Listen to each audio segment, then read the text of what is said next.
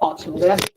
Então, bom dia, pessoal. A gente está aí se dirigindo para o final da disciplina de estrutura da matéria, né? Então, essa semana vocês viram algumas teorias de ligação, esse tópico vai continuar na semana que vem, e aí a gente finaliza com interações intermoleculares, tá?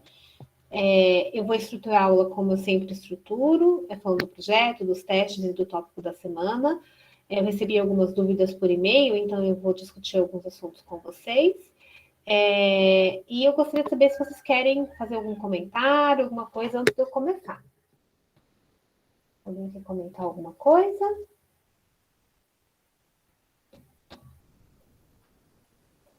Nada?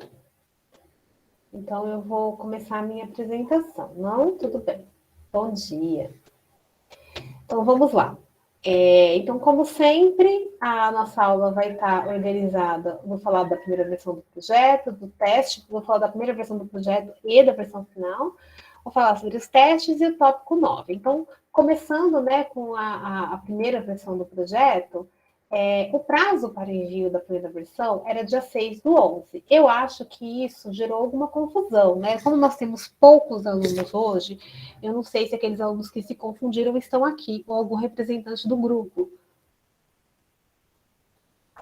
Quando vocês olham o cronograma lá no Moodle, deixa eu pegar aqui. Não sei realmente se os alunos que estão com essa dificuldade de entendimento estão aqui. Realmente, infelizmente, poucas pessoas estão vindo nos momentos síncronos, né? Mas, se vocês olharem o cronograma de atividades, vocês vão ver as atividades que estão contempladas ao longo daquela semana, e não a data final para tudo. Então, por exemplo, se você pegar aqui, nós tínhamos nessa semana, da semana entre o dia 3 e o dia 7, a entrega da primeira versão do projeto. Notem que não tem data, é dentro dessa semana, tá? A data limite de 8/11 era para o teste, tá? Então, vocês têm que ficar atentos ao cronograma. Por quê? Porque muitas pessoas, especialmente dessa turma, tá? Primeiro, tentaram enviar projeto fora do prazo, e eu pude observar isso porque eu compartilhei um link do Drive com o e-mail institucional de vocês até o dia 6/11. No dia 7, esse link já não era mais acessível, tá? Então, eu recebi muitos pedidos de acesso a esse link que foram negados porque o prazo acabou. Além disso, no e-mail que eu enviei com o link para vocês, eu deixei claro que vocês só poderiam acessar o link através do e-mail institucional de vocês. Então, quando eu recebo uma solicitação, se você tenta acessar o link e tem que pedir autorização, significa que você não está logando, vocês têm que ir lá na página do Google, né, que vocês abrem o link, e trocar de usuário para o seu e-mail e ser institucionais. E aí vocês vão conseguir abrir sem pedir acesso. E isso se vocês estiverem fazendo a submissão dentro do prazo. Então, da turma DB6, o meu prazo para enviar o feedback da primeira versão de projeto é amanhã, dia 12. Né? Da turma DA6 eu já terminei os feedbacks de vocês eu devo terminar hoje. Então, esse material eu estou analisando, vou mandar o feedback para vocês por e-mail, mas eu recebi uma série de solicitações de acesso para envio dessa primeira versão fora do prazo, tá bom? Então, fiquem atentos ao prazo, tá? O que eu acredito como a gente está tendo pouquíssimos alunos aqui nesse momento síncrono, meu entendimento, que eu estou achando é que as pessoas que não estão vindo aqui também não estão assistindo ao vídeo gravado na playlist depois. E isso está gerando uma confusão porque a pessoa não está sabendo das datas, tá bom? Então, a data era dia 6. Então, o que eu vou fazer? Hoje eu vou gerar um novo link para a entrega dos projetos atrasados. Contudo, essa entrega ela não vai ser contabilizada para nota. E a devolutiva ela vai ser feita depois do prazo, porque eu não vou ter condições de fazer a devolutiva até amanhã de todos que me enviarem hoje, tá bom? Mas não vai contabilizar para nota. Ainda assim, eu acho importante enviarem para que eu dê uma olhadinha antes da entrega final, assim eu posso pegar possíveis problemas, etc. Tá bom? Alguma dúvida sobre a entrega da primeira versão do projeto que vocês queiram tirar?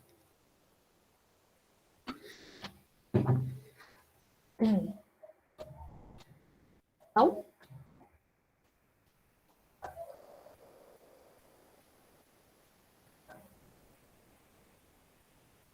Tá, bem, eu recebi realmente muitos pedidos de acesso fora do prazo, provavelmente não dos alunos que estão aqui hoje, né? Bem, sobre a versão final do projeto. Então, vou deixar bastante destacado aqui no vídeo. O prazo para entrega da versão final do projeto, dia 26/11.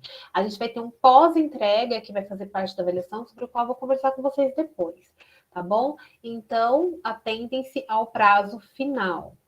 Também vou disponibilizar um novo link para entrega dos projetos finais, tá bom? Bem, sobre o teste, eu não recebi essa semana, eu recebi, na verdade, uma dúvida de teste da turma da DA6, uma outra aluna falou que ficou com uma dúvida, mas não tinha me enviado até então, ela vai me enviar por e-mail a dúvida. Eu queria saber se alguém ficou com dúvida nos testes dessa semana, fizeram 2 testes encavalados aí, né?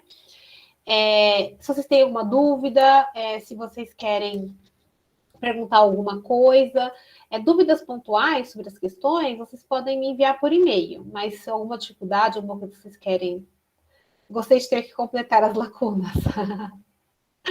Não sei qual é esse exercício de completar as lacunas, na verdade.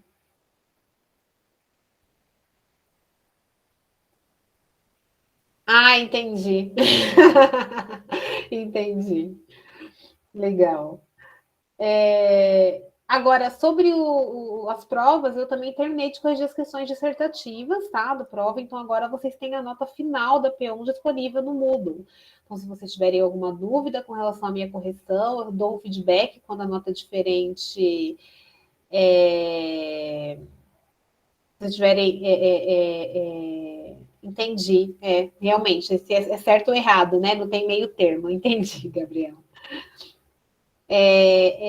Bem, sobre as provas, né? Então, agora vocês têm disponível para vocês lá no Moodle a nota final da P1, porque eu já corrigi todas as questões dissertativas. Então, se vocês tiverem alguma dúvida na correção, me avise. Para quem acertou a questão inteira, eu só dei a nota. Para quem errou, eu dei um feedback com o ponto que está errado, que está discrepante. Então, legal, Gabriel. Mas se algum de vocês tiverem qualquer dúvida, é só mandar por e-mail, né? Se quer contestar a minha correção, é só me avisar que a gente conversa, tá bom? Então, eram esses os recados que eu tinha para dar essa semana. Então, sobre a primeira versão, que muitos grupos não entregaram. Sobre a versão final, que o prazo é dia 26, não percam o prazo. E sobre os testes e as provas. A prova, né? Eu queria saber se vocês têm mais alguma dúvida ou se eu posso ir direto para as dúvidas dessa semana, do tópico 9. Deixa só eu fazer uma coisa aqui.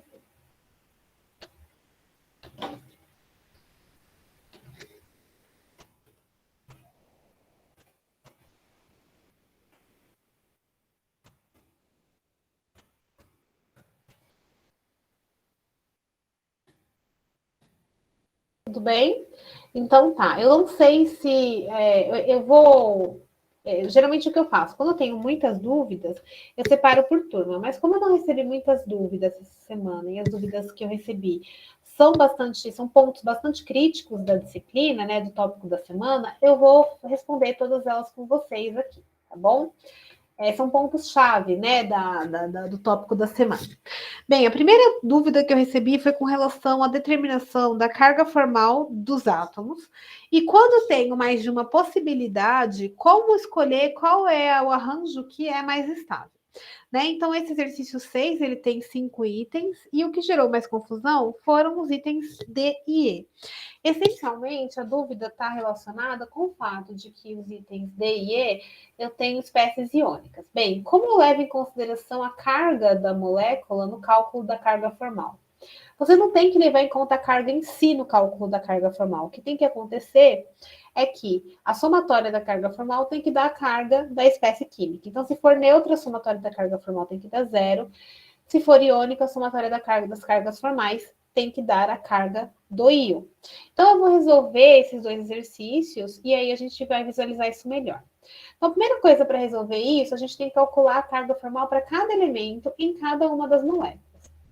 Vamos começar pelo D aqui. vocês notam que esses dois nitrogênios são equivalentes. Então, quando eu calcular a carga formal de um, automaticamente eu calculei do outro, né? Então, eu vou começar aqui com essa molécula que eu vou chamar de molécula A, tá? Então, cálculo formal da carga formal para a molécula A. Então, a primeira coisa que eu vou fazer é determinar a carga formal do nitrogênio. Para isso, eu preciso seguir essa fórmula aqui, onde eu tenho que a carga formal é igual a V, que é o número de elétrons de valência do átomo livre, L, o número de elétrons presentes nos pares isolados, e P, o número de elétrons compartilhados, tá? Então, o número de elétrons no átomo livre do nitrogênio. Então, vocês podem consultar a tabela periódica, e vocês vão notar que a distribuição eletrônica do nitrogênio é 1s2, 2s2, 2p3. Então, o número de elétrons de valência, estou falando da camada de valência, logo é 5. Ok. O L, número de elétrons presentes com pares isolados. Então, eu tenho 2 pares de elétrons isolados, logo eu tenho 4 elétrons isolados. Menos meio número de elétrons ligados. Cada ligação química tem 2 elétrons, ou seja, eu tenho 4 elétrons compartilhados.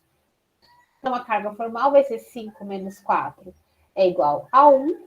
E aqui, corto, vai ficar 2. 1 menos 2 dá menos 1. Então, a carga formal desse nitrogênio é menos 1. E como esse daqui é igual, a carga formal dele também vai ser menos 1. Vamos ver do carbono, então. Carga formal do carbono. O carbono ele tem configuração eletrônica 1s2, 2s2, 2p2. Então, o número de elétrons da camada de valência é 4. O número de elétrons livres, nesse caso, não tem nenhum elétron livre no carbono, então é 0. O número de elétrons compartilhados, ele está fazendo 2 ligações duplas com cada nitrogênio, então eu tenho 8 elétrons compartilhados. Então, eu tenho aqui 4 menos 0 é 4. Aqui eu vou cortar, dá 4. 4 menos 4, 0. Então, a carga formal é 0. E agora eu vou levar em consideração a carga do íon. Quando eu somar as cargas formais, ó, menos 1 mais 0 menos 1 igual a menos 2. Então, está correto, tá? Então, agora vamos calcular a carga formal do elemento, da espécie B, tá? Então, para a espécie B, agora eu tenho 2 nitrogênios diferentes, tá? Eu tenho esse nitrogênio que faz ligação tripla e esse nitrogênio que faz ligação dupla. Então, eu vou chamar esse nitrogênio da ligação tripla de nitrogênio 1 e esse nitrogênio da ligação dupla, da ligação simples de nitrogênio 2. Então, vamos calcular a carga formal do nitrogênio 1. O número de elétrons de valência é 5, isso não muda. O número de elétrons livres, o L. Então, nesse caso, no nitrogênio 1, eu tenho 2 elétrons livres, um par de elétrons livres. Então, aqui é 2. Metade do número de elétrons ligados. Como eu tenho uma ligação tripla, cada ligação carrega 2 elétrons. Então, eu tenho 6 elétrons compartilhados. Então, isso aqui vai dar 5 menos 2 dá 3. Aqui corta, dá 3. 3 menos 3, 0. Então, a carga formal desse nitrogênio aqui é 0. Vamos calcular agora para o nitrogênio 2. Então, a carga formal do nitrogênio 2. O número de elétrons de valência não muda. O número de elétrons livres aqui, ó, 2, 4, 6. E o número de elétrons ligados vai ser 2, né? Porque só tem uma ligação simples aqui. Então, isso aqui dá 5 menos 6 dá menos 1. Aqui corto, dá 1. 1 menos 1, menos 1, menos 1 vai dar menos 2. Então, a carga formal aqui desse cara é menos 2. E, por fim, eu vou calcular a carga formal do carbono.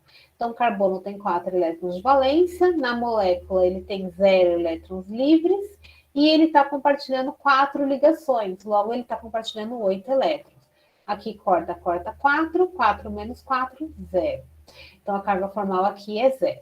Como é que eu vou escolher? Então, novamente, somando as cargas formais, eu vou ter 0 mais 0 menos 2 igual a menos 2. Então, está correto. Mas qual das estruturas é a mais estável? A mais estável, de acordo com a regra lá que está no slide da aula, é aquele que me apresentar os menores valores de cargas formais. Então, aqui os valores são 1 e 1, e aqui tem um 2. Então, a estrutura mais estável é essa. Tudo bem?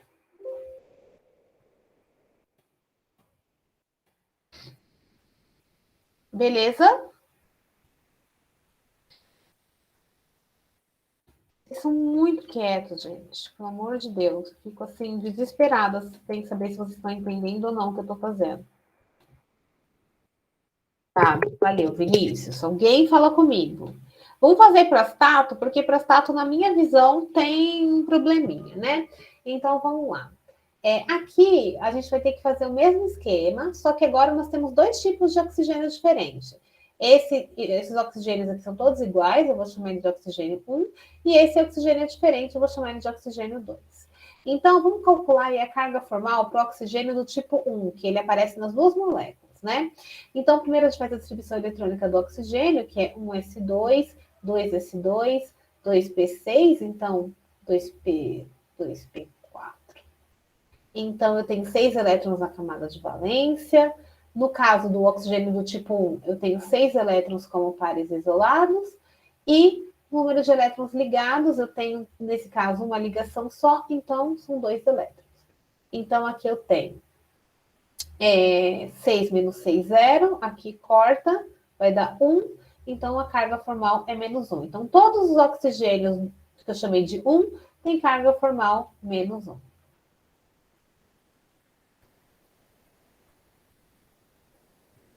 Tá?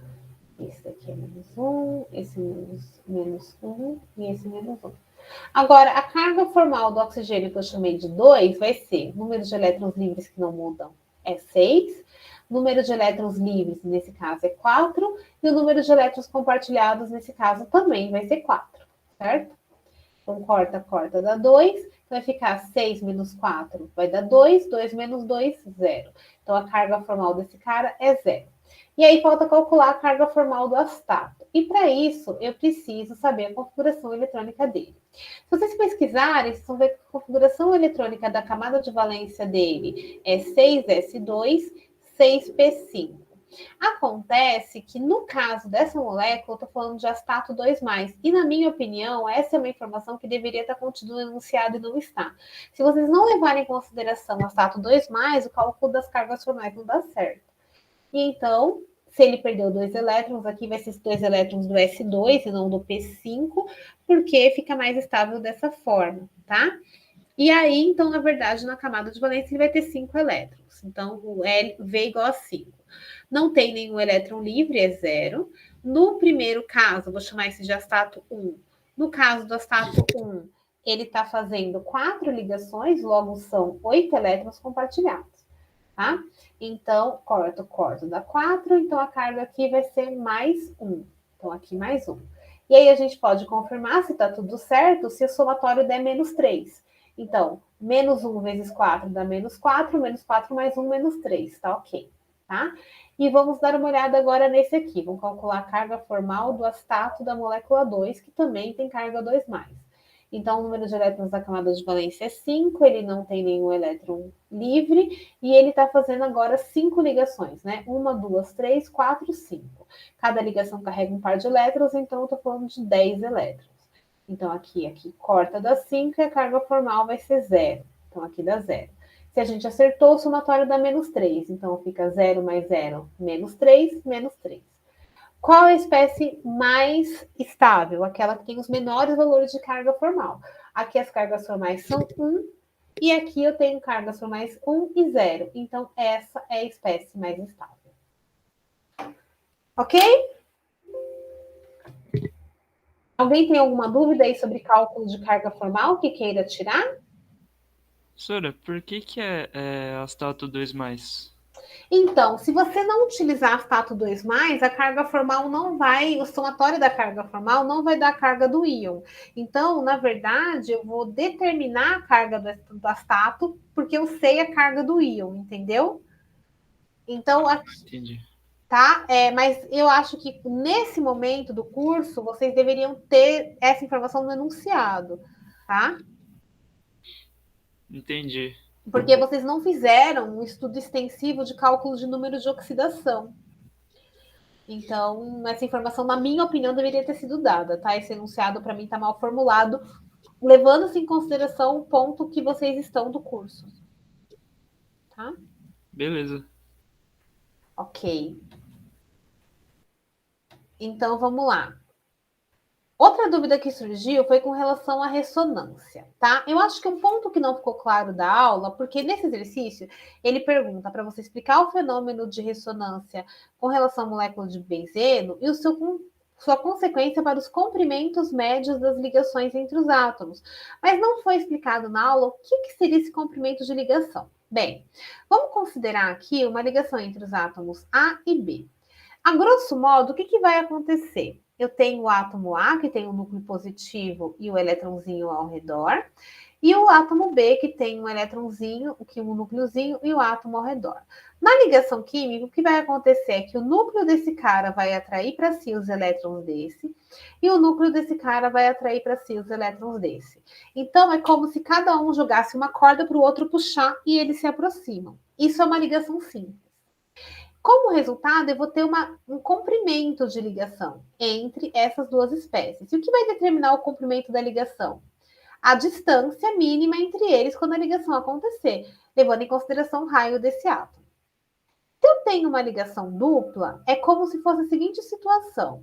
Eu tenho os meus átomos com os elétrons ao redor, só que agora eu estou compartilhando 2 elétrons.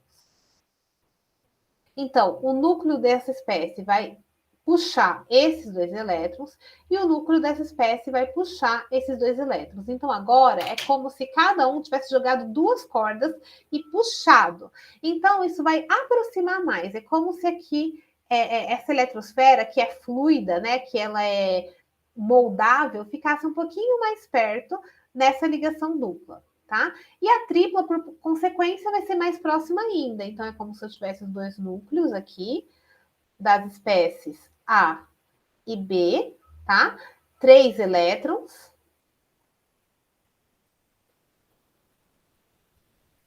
E agora, cada núcleo está atraindo para si 3 elétrons. Então, agora é como se cada núcleo, cada espécie jogasse 3 cordas para o outro puxar. E como consequência, essa nuvem eletrônica se distorce ainda mais, eles ficam ainda mais próximos quando tem uma ligação tripla. Então, qual a consequência prática disso? A ligação simples é mais longa, a ligação dupla é mais curta e a ligação tripla é ainda mais curta, tá? Então, estou falando de ligação simples, ligação dupla e ligação tripla. Bem, então, o que acontece no benzeno? No benzeno, eu tenho átomos de carbono e carbono unidos entre si através de ligação duplas e simples alternadas. Se eu respeitasse o comprimento da ligação, deveria ter algo desse gênero. Carbono, ligação simples longa, carbono, ligação dupla curta, carbono, ligação simples longa, carbono, ligação dupla curta, carbono, ligação simples longa, carbono, ligação dupla curta. Essa deveria ser a geometria da molécula de benzeno, duplas e simples alternadas. E também tem os hidrogênios aqui pendurados em cada carbono que a gente suprime para facilitar a visualização. Na verdade, o que a gente observa experimentalmente é um hexágono perfeito, com todas as ligações tendo o mesmo comprimento. E esse comprimento, ele é intermediário a um simples e duplo. Nesse ponto da história, qual foi a... Porque assim, a estrutura da matéria, a gente está fazendo uma evolução histórica do modelo atômico. Nesse momento, com as teorias vigentes na época, qual foi a explicação que se deu para esse fenômeno? A explicação que se deu foi a ressonância. Foi o fato de que, na verdade, essas ligações simples e duplas aí da molécula de benzeno, elas estariam se alternando no tempo. Então, ora elas estão assim, ora elas estão assim. E a transição de um estado para outro é tão rápida que a gente não consegue detectar. O que a gente detecta é o estado intermediário, tá? Tanto que na literatura, frequentemente vocês veem o benzeno representado dessa forma, com um círculo no meio. Esse círculo representando essa dança das ligações duplas aqui entre os carbonos, tá? Então, no caso, o comprimento médio observado entre simples e dupla está relacionado a essa ressonância, ok? Além de ser mais longa, a ligação simples tem menos energia. É a história da corda. Se eu jogar uma corda, a atração vai ser uma. Se eu jogar duas cordas, a atração é mais forte. Se eu jogar três cordas, a atração é ainda mais forte. Logo, a força da ligação, ela cresce nesse sentido. Então, eu tenho a força crescendo nessa direção e o comprimento crescendo nessa direção, tá? Então, quanto mais comprida a ligação, mais fraca ela é. Tá? Ou seja, a força da ligação aqui do anel de benzeno ela é intermediária entre a força de uma ligação simples e a força de uma ligação dupla. Ok?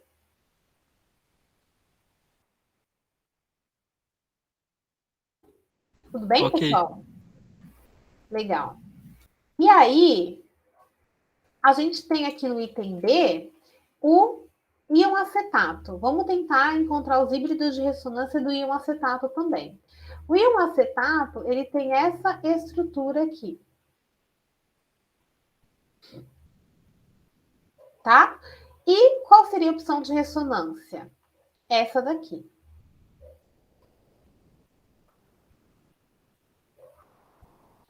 Bem, como é que eu sei disso? Tá? Como é que eu determino essas estruturas de ressonância? Eu teria que começar lá com a estrutura de Lewis, tá? Então, como é que eu desenho a estrutura de Lewis dessa espécie? Primeiro, eu considero o número de elétrons de valência de cada espécie. Então, carbono tem 4 elétrons na camada de valência, só que eu tenho 2 carbonos. Então, eu tenho que multiplicar isso por 2, totalizando 8 elétrons. Cada hidrogênio tem 1 elétron na camada de valência, só que eu tenho 3. Então, isso totaliza 3 elétrons. E cada oxigênio tem 6 elétrons na camada de valência, só que tem 2 oxigênios, o que totaliza 12 elétrons. E eu tenho um elétron extra, porque a minha espécie é carregada negativamente. Então, se eu somar aqui, eu vou ter 12 com 8, 20, 23, com mais 1, 24 elétrons. Então, para desenhar a estrutura de Lewis desse cara, eu preciso de 24 elétrons, certo? Então, vamos começar. O carbono, ele pode fazer 4 ligações e o hidrogênio pode fazer uma. Então, eu vou compartilhar um par de elétrons com cada hidrogênio. Assim, o hidrogênio fica estável com 2 elétrons. Certo? E o oxigênio aqui ele pode fazer ligação dupla. Então, eu vou fazer aqui 2 compartilhamentos com o oxigênio e um compartilhamento com esse oxigênio. Desse modo, o que eu observo? Notem que esse carbono tem 8 elétrons ao redor dele. Esse carbono aqui também tem 8 elétrons ao redor dele. E agora eu preciso completar cada oxigênio com 8 elétrons. Então, vou colocar 2 aqui. E vou colocar 6 aqui. Tá todo mundo ok. Se eu calcular a carga formal de todos esses caras, eu vou chegar à conclusão de que a carga formal desse cara é 0, 0, 0, 0, 0, 0 e menos 1. É daí que surge esse menos 1 aqui, tá?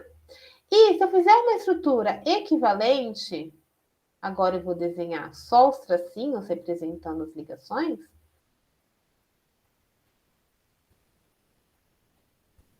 Eu vou chegar à conclusão que eu tenho o mesmo arranjo, é por isso que eles são estruturas de ressonância. Aqui vai continuar tendo carga formal 0, 0, 0, 0, 0. Aqui vai ter carga formal 0 e aqui menos 1, tá? Então, é por isso que eles são estruturas de ressonância possíveis.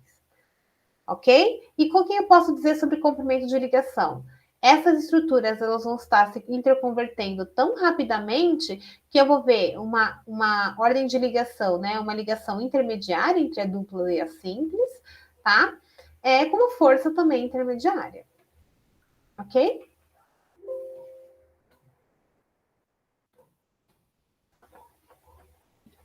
Beleza. Beleza? Sem dúvidas? Tá ótimo. Outra pergunta que veio é sobre o cloro, né? Então, o cloro ele pode existir em estados de oxidação positivo ou negativo e pergunta qual o número máximo de oxidação. Como é que eu posso determinar o número máximo? Primeira coisa, configuração eletrônica. A configuração eletrônica do cloro é um S2, 2S2, 2P6, 3S2, 3P5, certo? O número de oxidação está relacionado com o número de elétrons que ele pode doar ou receber. O cloro, considerando a configuração eletrônica, ele pode receber apenas mais um elétron. Então, o número de oxidação dele pode chegar em cloro menos 1, tá? Quando ele recebe um elétron.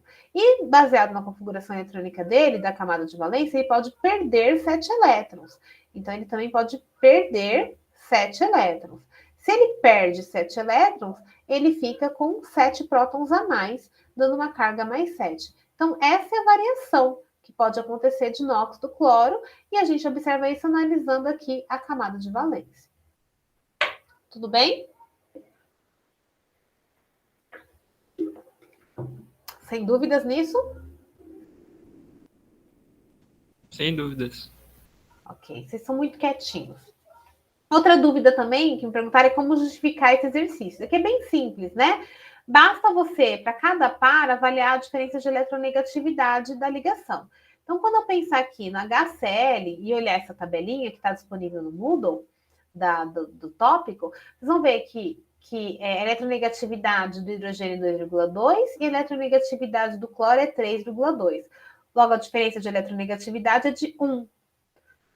Para o caso do HI, o hidrogênio continua sendo 2,2 e o iodo é 2,7.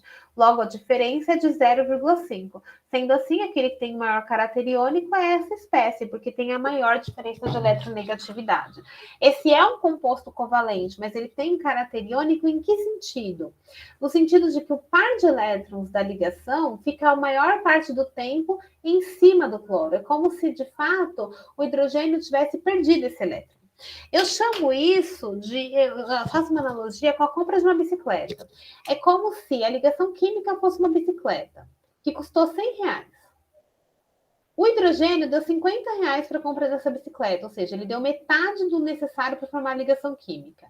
E o cloro também deu R$50. Então, os dois contribuíram igualmente para a compra da bicicleta. Porém, a bicicleta fica guardada na casa do cloro. Então, apesar dos dois serem o dono da bicicleta, dos dois poderem usar a bicicleta, ela fica mais tempo com cloro do que com hidrogênio. Isso seria uma ligação com caráter iônico, né? Onde os dois contribuíram igualmente, mas um pode usar mais do que o outro, tá? Isso daí é uma análise grosseira da realidade, mas com base no que vocês têm até agora como teoria de ligação, essa interpretação. Tá bom? Então, vocês vão fazer a mesma analogia para todos os parezinhos aqui, bastando fazer a diferença de eletronegatividade entre as espécies para determinar se a ligação tem maior ou menor, qual das ligações tem maior ou menor caráter iônico. Tá legal?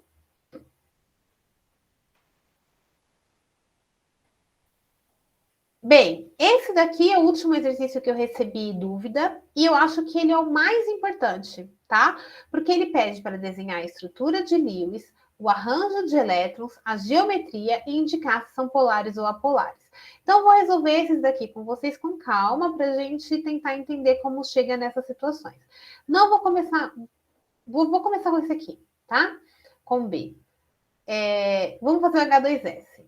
Então, o primeiro passo, a estrutura de Lewis. Como eu começo? Para desenhar a estrutura de Lewis, a primeira coisa que eu tenho que fazer é determinar o número de elétrons que eu tenho que distribuir na molécula. Então, enxofre tem 6 elétrons na camada de valência. Hidrogênio tem 1 elétron na camada de valência, mas eu tenho 2 hidrogênios. Então, totalizando, 2 elétrons. Somando tudo, eu tenho que distribuir 8 elétrons nessa molécula. Eu tenho que determinar quem é o átomo central. O átomo central é sempre aquele menos eletronegativo, que se vocês consultarem essa tabela, vocês vão chegar à conclusão que é o hidrogênio. Mas hidrogênio ele nunca é o elemento central, porque o hidrogênio só faz uma ligação. Então, nesse caso, é o enxofre, tá? Como o hidrogênio só faz uma ligação, então ele só pode compartilhar um par de elétrons aqui, tá? Como hidrogênio só comporta... Hidrogênio só tem elétrons no nível 1. O nível 1 só permite a ocupação de 2 elétrons, então ele não consegue comportar mais elétrons ao redor dele. O que significa que os 6 elétrons, os 4 elétrons que sobraram aqui, tem que estar em cima do enxofre. Quando eu faço isso, eu noto que enxofre tem 8 elétrons e cada hidrogênio tem 2 elétrons, então tá ok. Se eu calcular as cargas formais, eu vou ver que a carga formal de todos eles é 0, então a molécula neutra, ok, novamente. Isso é a estrutura de Lewis. Agora vamos ver o arranjo de elétrons. Como esses elétrons estão arranjados no espaço? Bem, eu tenho que pensar no conjunto de elétrons que eu tenho que posicionar. Eu preciso posicionar dois pares de elétrons livres e dois pares de elétrons ligados. Então, pergunto para vocês, como eu posso organizar esses 4 pares de elétrons no espaço de maneira a manter a máxima distância entre eles? E por que eu quero manter a máxima distância entre eles? Para evitar repulsão. A repulsão entre os elétrons tem que ser a mínima possível, né, para eu ter um arranjo estável. Então, nesse contexto, qual seria a situação de mínima repulsão? Vocês conseguem imaginar uma geometria? Alguém quer dar uma sugestão?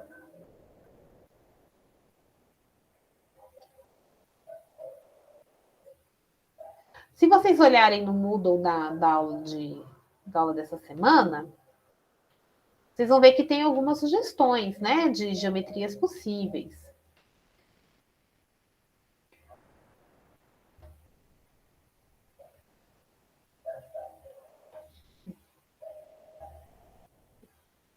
Então, olha só, algumas geometrias possíveis. Eu preciso manter 4 cargas, quatro pacotes, 4 pares de elétrons o mais afastado possível.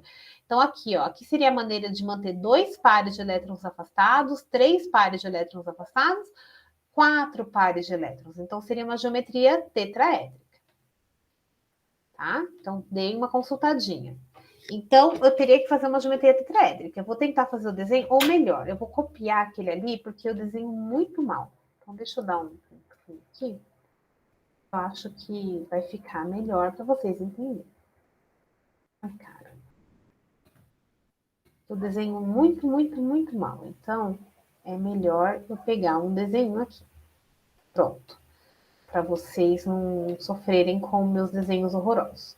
Então, essa é uma geometria tetraédrica. E aí, eu quero ver se eu tenho... Vou pegar esse conjuntinho de geometrias aqui para me auxiliar também. Ok. Então, a geometria que eu vou ter é uma geometria tetraédrica.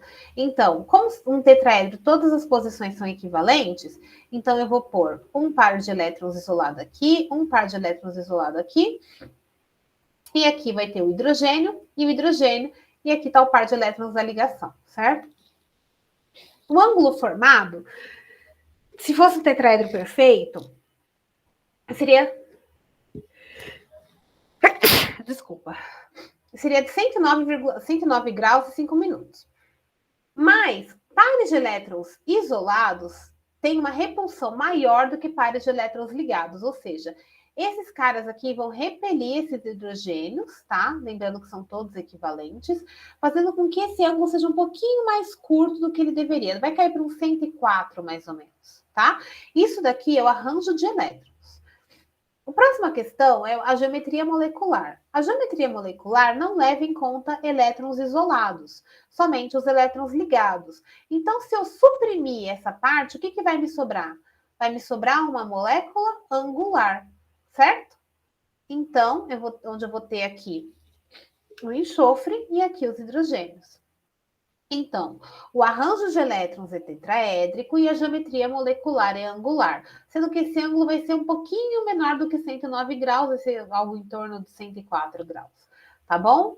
E a próxima pergunta é se são polares ou apolares. Bem, primeiramente, se tem diferença de eletronegatividade, que tem, né? Se vocês observarem que o enxofre é mais eletronegativo do que o hidrogênio. Então, se a gente pensar naquela história da bicicleta, aquele parzinho de elétrons da ligação, ele vai estar mais perto do enxofre do que do hidrogênio. Então, aqui eu gero uma densidade de carga negativa e sobra uma densidade de carga positiva em cima de cada hidrogênio. Se eu fizer resultante dessas forças, eu vou ter uma resultante para cá. Então, essa molécula ela é polar. Tudo bem, pessoal? Vocês são muito quietinhos. Aí dificulta saber se está tudo certo, se vocês estão com dificuldade de entender alguma coisa. Me perguntem aí. Não tem dúvidas, né? Minha explicação está sendo fenomenal. Espero que seja isso. Eu vou ficar bem chateada se não for, mas vamos lá. Bem, vamos fazer mais uma aí. vamos fazer o PCl3, tá? Então, primeiro passo, estrutura de Lewis. Para fazer a estrutura de Lewis, eu tenho que contar o número de elétrons de valência de cada átomo que faz a molécula. Então, o fósforo está embaixo do nitrogênio, então ele tem 5 elétrons na camada de valência. O cloro tem 7 elétrons na camada de valência, mas eu tenho 3 cloros, então isso daqui vai dar 21. Se eu somar tudo, eu tenho 26 elétrons, então preciso distribuir 26 elétrons aqui. O elemento central é sempre mais o menos eletronegativo, então no caso aqui é o fósforo, que é 2,2, enquanto o cloro é 3,2. Então o fósforo é o elemento central. A cada cloro só pode fazer uma ligação, lembrando que o cloro é 3s2, 3p5, então ele só pode receber um elétron. Então, eu vou fazer uma ligação com cada cloro. Só que os cloros precisam do octeto completo, então eu vou arranjar mais 6 elétrons em cima de cada cloro para que todos os cloros tenham 8 elétrons na camada de valência. Quando eu contar isso, né, então eu vou ver que cada cloro tem 8 elétrons, 8 vezes 3 dá 24, faltam 2 elétrons. Onde eles vão ficar? Os cloros estão totalmente cheios. Eles vão ficar em cima do fósforo. Então, essa é a estrutura de Lewis. Como é que vai ficar o arranjo de elétrons? Então, nesse caso, eu vou ter 4 conjuntos de elétrons aqui para arranjar. Como é que eu separo 4 conjuntos de elétrons no espaço de modo que eles adquiram a maior distância possível? A gente já viu que é um tetraedro, tá? Então, nesse caso aqui, eu vou ter um par de elétrons isolado aqui, e em cada vértice aqui, um cloro e o fósforo no centro, tá? Deixa eu pôr de novo o desenho maior aqui.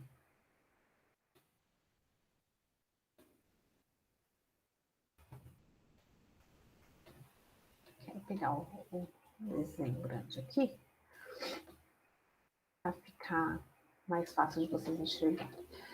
Então, eu vou ter aqui no meio o fósforo, 3 cloros, tanto faz onde eu coloco, são todas posições equivalentes, e o par de elétrons aqui. O ângulo vai ser de 109 graus? Não, porque esse cara tem uma repulsão maior do que os elétrons ligados, certo? Então, logo esse ângulo formado aqui vai ser um pouquinho menor do que 109 graus Celsius, tá? Isso daqui é o arranjo de elétrons. E a geometria molecular? A geometria molecular, ela suprime os elétrons que não estão ligados. Então, se eu pego um tetraedro e sumo com uma das partes dele, eu chego numa estrutura trigonal. Então, a estrutura aí dessa molécula é uma estrutura trigonal, que é mais fácil representar aqui, né? Onde eu tenho o fósforo e os 3 cloros aqui, tá? Se eu observar a diferença de eletronegatividade, eu vejo que o cloro é mais eletronegativo do que o fósforo. Logo, esse cloro está puxando os elétrons para ele, certo? Então, eu vou ter uma densidade de carga positiva aqui e densidade de carga negativa aqui. Então, a resultante vai ser diferente de 0 para baixo, logo a molécula ela é polar.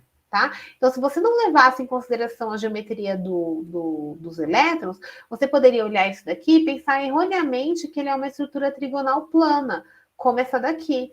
E uma estrutura trigonal plana seria apolar, tá? Mas essa espécie é polar porque ela não é trigonal plana, ele é uma pirâmide trigonal. Ok? Vamos ver o SF4, tá?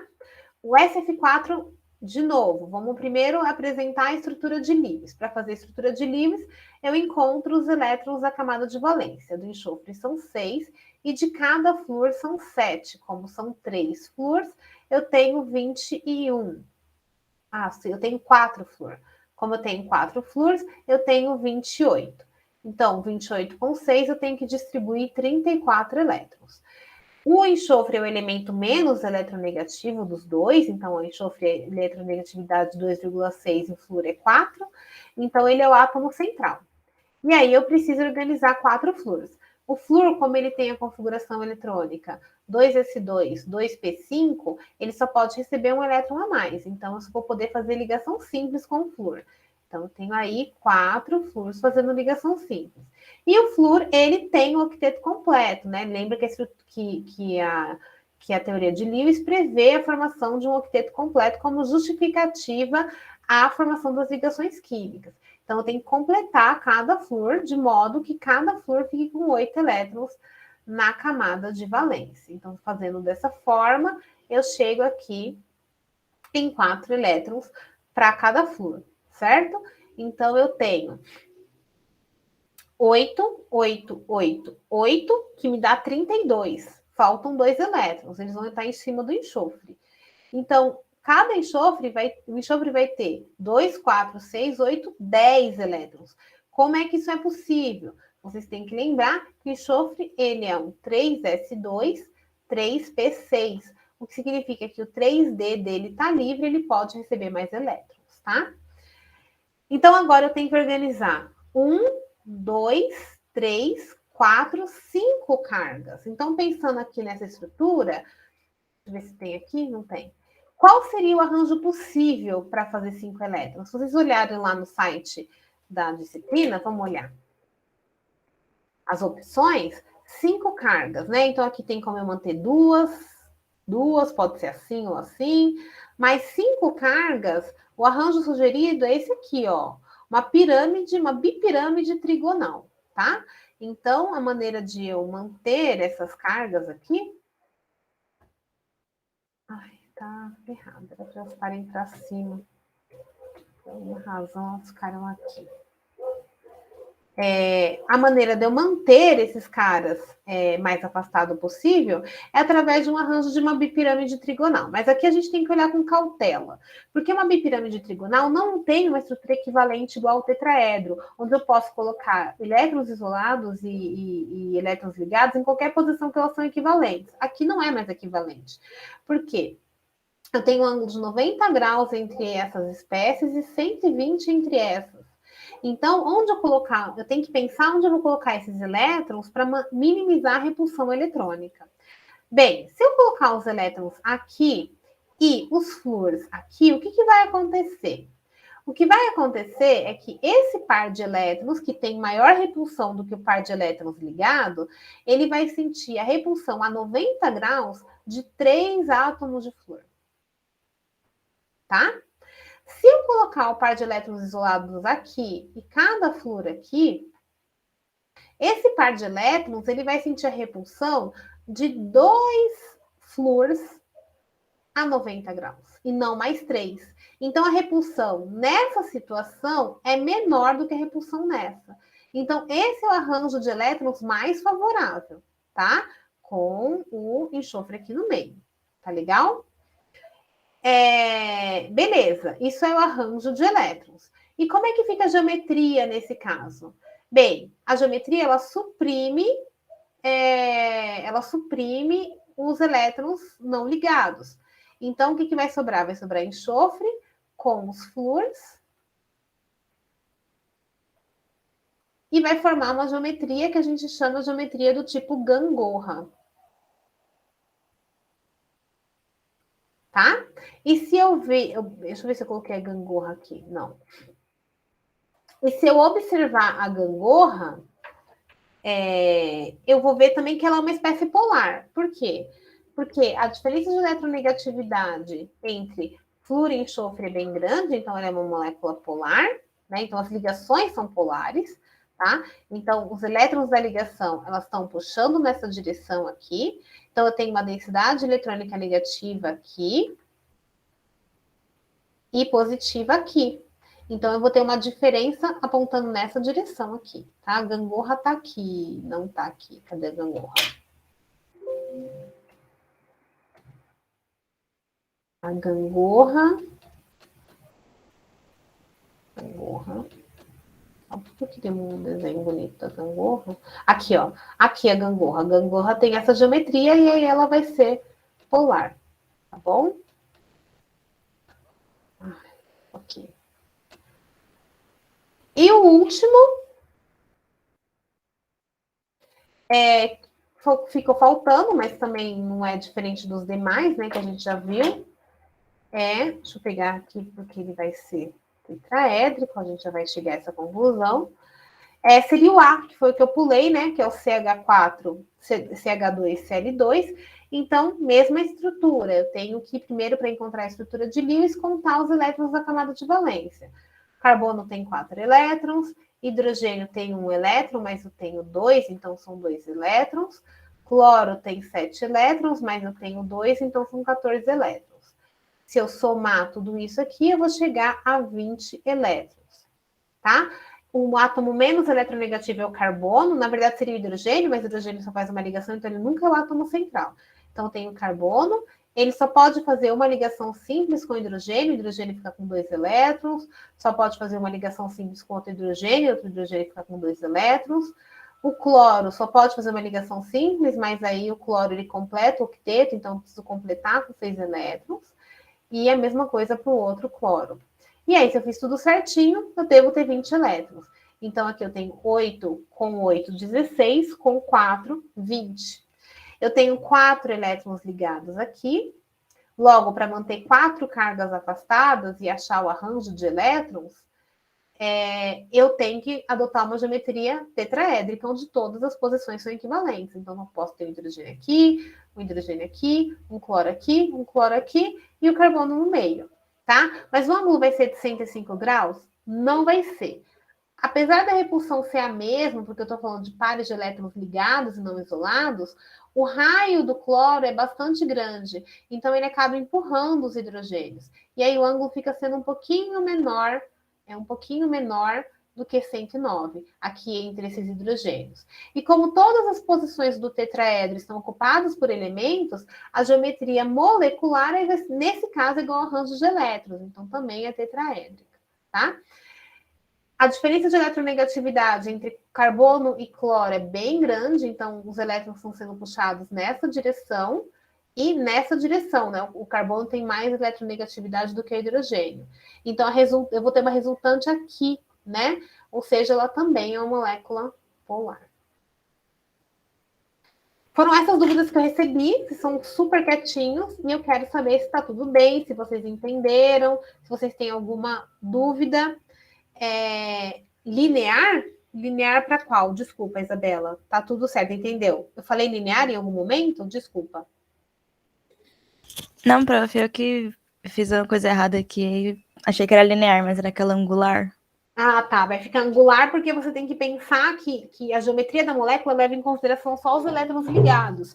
Mas os elétrons isolados acabam distorcendo essa geometria, né? Então ela vai ser angular.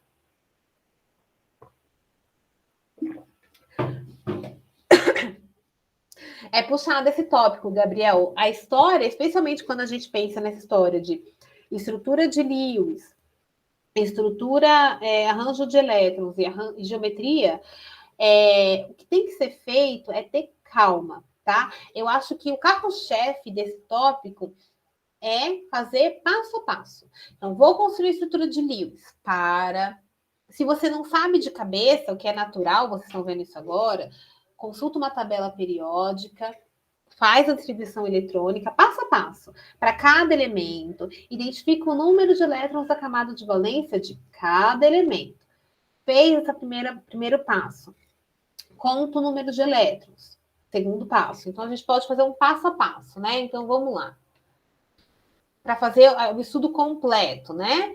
Muita coisa eu faço rápido porque já está na minha cabeça, mas como não está na de vocês, então vocês têm que ir com calma. Então, para construir uma estrutura de Lewis, qual é o primeiro passo? Bem, o primeiro passo é achar o número de elétrons da camada de valência. Para fazer isso, vocês precisam fazer a distribuição eletrônica, tá? Então, sempre façam a distribuição eletrônica e encontrem o número de elétrons da camada de valência. Depois, vocês vão somar o número de elétrons da camada de valência de todos os átomos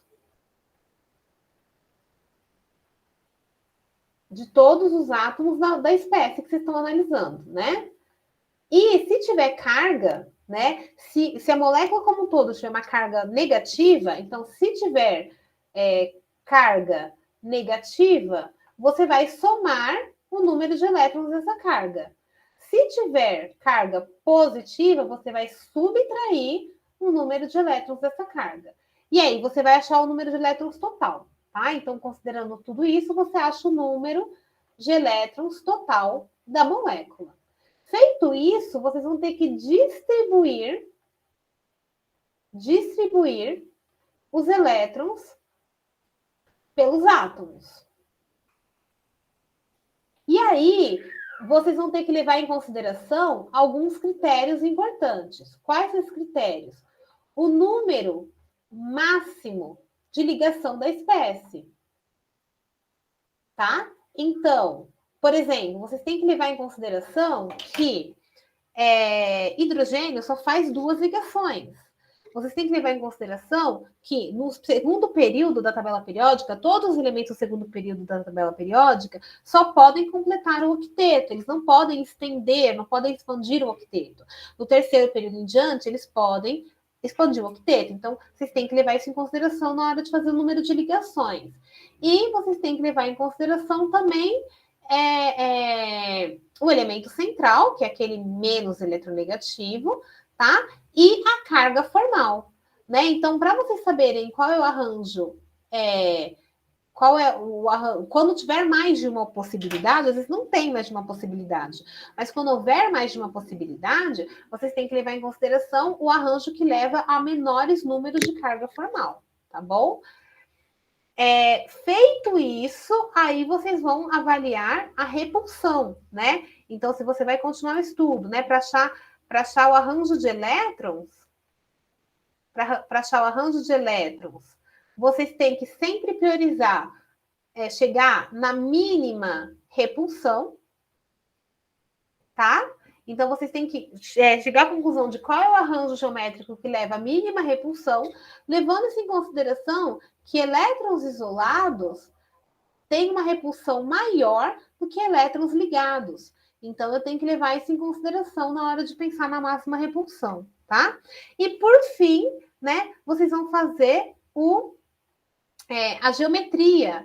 E para fazer a geometria, vocês têm que levar em consideração que elétrons isolados não contam para a geometria.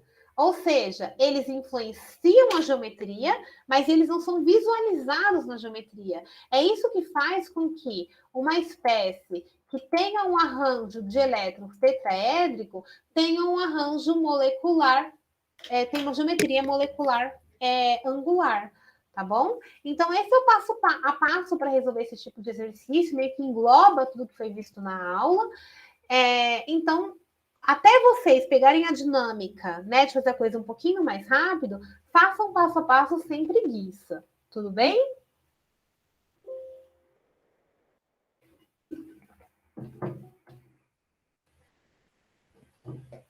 Ok. Alguém quer tirar mais alguma dúvida? Tem mais alguma coisa que queira me perguntar? Algum outro exercício da lista que eu não resolvi, que ficou com dúvida? Quer fazer algum comentário? Vamos lá, é a oportunidade.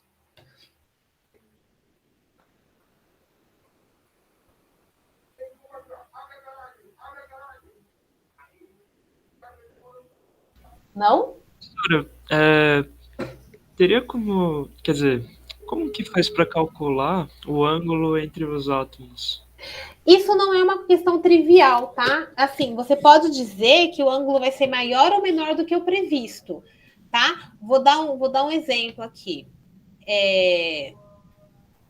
Quando a gente pegou o exercício da gangorra, por exemplo. Aqui. Quando a gente pegou esse exercício da gangorra, vocês estão vendo a minha tela? Sim. No exercício da gangorra, o ângulo formado entre o enxofre e esses dois flúores aqui deveria ser de 90 graus. Mas como aqui tem um par de elétrons isolado, então ele é um pouquinho maior do que 90 graus. Tá? Então, a quanto exatamente, você teria que fazer alguns cálculos de vetores, levando em consideração a eletronegatividade, o raio do átomo. Então, não são cálculos triviais, não, tá? O que você tem que saber nesse momento no curso é identificar. Esse ângulo ele vai ser um pouquinho menor que 90 graus, não vai ser exatamente 90 graus. Agora, qual é o ângulo exato? O cálculo é bem complexo. Tá? Beleza. Mais alguma dúvida? Não? Bem, pessoal, então, se vocês não têm dúvida, é isso, tá? Eu vou interromper a gravação, vou disponibilizar ela na nossa playlist, então eu recomendo que vocês